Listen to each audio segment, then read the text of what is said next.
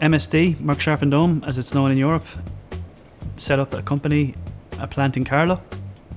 It's a highly regulated environment, so it's a biologics facility, and it is a sterile manufacturing facility, which makes vials and syringes. So our challenge was, it was a highly regulated environment. As I mentioned, it's a clean room environment. So challenges there in terms of compliance to regulatory standards.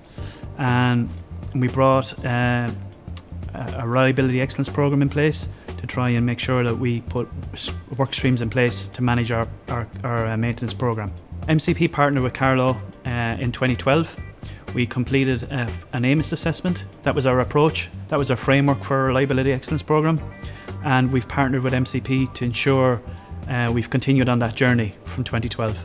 So the outcome in December 2012, we completed our third AMIS assessment, which we achieved world-class status. We complete now only less than 4% corrective maintenance, and we complete all of our compliance 100% on time.